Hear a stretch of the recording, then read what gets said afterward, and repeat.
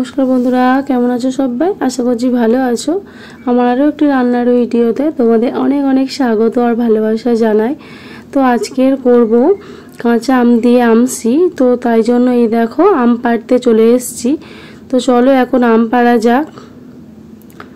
तो आमगुलो पेके गेছে गाছে प्राय पेके गेছে कयेकटा काँचा आम आछे जेहेतु अनेकटाई गरम पड़ेছে এবছর। तो देखो एतगुलो आम पेरेছি। तो चलो बाड़ी जाওয়া যাক।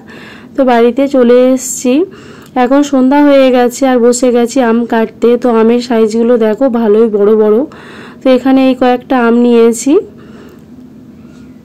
তো এখন এখানে জল নিয়েছি আর লাগবে একটা ঢাকা দেওয়া একটা বালতি, মানে চাপা থাকতে হবে। তো এই বালতিটাই নিয়েছি। তো এখন সব আমগুলো জলে ধুয়ে নেব, কারণ আমগুলো ধুয়ে নিয়ে তারপর কাটতে হবে। কাটার পরে আর জল দিলে হবে না, মানে জলে ধুলে আর হবে না। তো তাই জন্য এখানে আমগুলো ভালো করে জলে ধুয়ে নিয়েছি। নিয়ে এবার আমের খোসাগুলো ভালো করে ছাড়িয়ে নেব। এখানে আমসির জন্য আম যতই টক হবে ততটাই ভালো হয়, মানে যতটা তুমি টক আম নিতে পারবে আমসির জন্য ততটাই মানে পারফেক্ট হবে। আমি এখানে যে আমগুলো নিয়েছি প্রচন্ড টক, মানে খুবই টক। এই আমগুলো পেকে গেলেও এত টক হয়, তাই জন্য কাঁচা থাকতে থাকতেই আমগুলো আচার করে নিই। তো এই আমসি করা আগে আমি জানতাম না, এটা আমার শ্বশুরবাড়ি থেকেই শিখেছি। তো এখানে দেখো পুরো আমগুলো, সব আমগুলো আর কি খোসা ছাড়িয়ে নিয়েছি ভালো করে। তো এখন পিস করে নেব। এখানে লম্বা লম্বা করে 4 পিস করে নেব। আর আমগুলো না মানে যতটা ভিতরে আঁটিগুলো শক্ত হয়ে যাবে ততটাই ভালো হবে। তো এখানে দেখতে পাচ্ছ কতটা পরিমাণে আঁটিগুলো শক্ত হয়ে গেছে। তো ভিতরে এই যে এই অংশটা ফেলে দিচ্ছি, দিয়ে এখন 4 পিস করে নেব। আমগুলো ভালোই শক্ত হয়ে গেছে দেখতেই পাচ্ছ। তো এই যে এমন করে পিস করে নিয়েছি, একটা আম 4 পিস করে নিয়েছি। তো এখানে আমগুলো কেটে একেবারে বালতির মধ্যেই দিয়ে দিচ্ছি, যেহেতু বালতির মধ্যেই রেখে দেব। এখানে প্রত্যেকটা আম সেম সাইজ করে কেটে নিচ্ছি। আর আমগুলো বেশ ভালোই বড় বড় দেখতেই পাচ্ছ এখানে। তো চলো সব আমগুলো কেটে নিই এক এক করে। তো এই আমসি করার পেছনে আমার একটা আগের গল্প আছে, তো দাঁড়াও তোমাদেরকে পরে বলছি। তো এই দেখো এখানে সবগুলো আম সেম সাইজ করে কেটে নিয়েছি, দেখতে পাচ্ছ সবগুলো একদম সেম সাইজ করে লম্বা লম্বা করে 4 পিস করে নিয়েছি। এই যে বালতিটা আমাদের এখানে ভর্তি হয়ে গেছে। এখন দিয়ে দিলাম লবণ।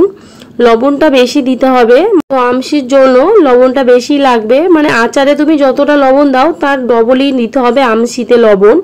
তো এখন হলুদ গুঁড়ো দিয়ে দেব, হলুদ গুঁড়োটাও দিতে হবে ভালোই। তো এখানে আমগুলো সব একসঙ্গে মিক্সড করে নিচ্ছি দেখতে পাচ্ছ। এখানে বালতির মধ্যেই সব আমগুলো ভালো করে মাখিয়ে নিয়েছি। এখন এটা ঢাকা দিয়ে দেব, চাপা দিয়ে সারা রাত রেখে দেব। তো এটা এখন ভালো করে টাইট দিয়ে নিয়েছি, কারণ একটা ঢাকা আলা বালতি নিতে হবে যেটা একদম টাইট হবে। তো পরের দিন দেখো সকালবেলা চলে এসেছি, এখন রোদে দেব। তো এখানে দেখতে পাচ্ছ বালতিটা পুরো ফুল ছিল, কতটা কমে গেছে। তো এখানে একটা একটা করে এই যে আম নিয়ে নিচ্ছি, নিয়ে এখন রোদে শুকাতে দেব। এখানে একটা জায়গা ভর্তি হয়ে গেছে, আরো একটা ঝুড়ি নিয়েছি, নিয়ে যে সেম পদ্ধতি দিয়ে রোদে দেব। তো এখানে দেখো কতটা জল বেরিয়েছে। তো একটা ঝুড়ি দিয়ে দিলাম, আর এই দেখো এখনো কয়েকটা রয়েছে।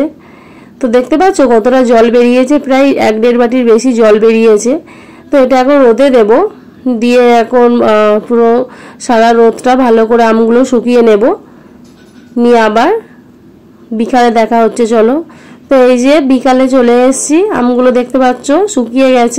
তো এখন বালতির মধ্যে যে জলটা ছিল সেই জলে আবারও আমগুলো দিয়ে দেব, সব আমগুলো দিয়ে দেব, দিয়ে আবার ঢাকা দিয়ে সারা রাত রেখে দেব।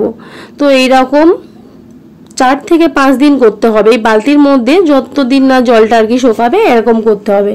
তো তোমাদেরকে বলেছিলাম আমার একটা এরকম আমসির গল্প আছে। এই যে দেখতে পাচ্ছ এখানে এই যে একটা কাটা মতো। তো আমি আমার শ্বশুর বাড়িতে আম কাটতে গিয়ে আমসির জন্য হাত কেটে ফেলেছিলাম। তো অনেকটাই হাত কেটে গেছিল, এখন দেখতে পাচ্ছ দাগ রয়ে গেছে। আমসির জন্য যেহেতু আমগুলো খুব মানে আঁটি বসে যায় এমন আম লাগে, তো আম কাটতে গিয়ে আমার হাত কেটে গেছিল। তো যাই হোক, এই যে এখানে দেখতে পাচ্ছ আমগুলো রোদে কতটা শুকিয়ে গেছে। তো এখন বিকালবেলা আবার দিয়ে দিলাম জলের মধ্যে আমগুলো, দিয়ে আবারও ঢাকা লাগিয়ে দেব, দিয়ে সারা রাত রেখে দেব। তো এখানে জলের মধ্যে আবারও আমগুলো ভালো করে মাখিয়ে নিয়েছি, নিয়ে এই যে রেখে দিয়েছি। তো দেখো পরের দিন আবারও চলে এসেছি, এই যে একটা জায়গার মধ্যে দিয়ে দিলাম। আজকে আর দুটো জায়গাতে লাগেনি, একটার মধ্যেই ধরে গেছে। তো এখানে দেখো বিকালে আবারও চলে এসেছি, আমগুলো শুকিয়ে গেছে, আবারও বালতির মধ্যে দিয়ে দেব। তো এখানে দেখো বালতির মধ্যে একদমই জল নেই, শুকিয়ে গেছে, যেটুকুনি আছে সেটুকুনির মধ্যে আবার আমগুলো দিয়ে আবারও শুকিয়ে নিলাম। তো পরের দিন আবারও চলে এসেছি, দেখতে পাচ্ছ মানে বালতির মধ্যে আর একটুকু জল নেই, ফের বালতির ভিতরে দিয়ে দেব। তো এখনো চলে এসেছি পরের দিন, দেখো এখানে আমসি আমাদের পুরো পারফেক্ট রেডি হয়ে গেছে। তো এখন একটা কৌটোর মধ্যে ভরে নিচ্ছি। তো এই আমসিটা সারা বছর আমরা রেখে আম ডাল, আমের টক বা মাছের টক যে কোনো কিছু তরকারি করে আমরা খেতে পারবো। তো চলো, ভিডিওটা যদি ভালো লাগে প্লিজ একটা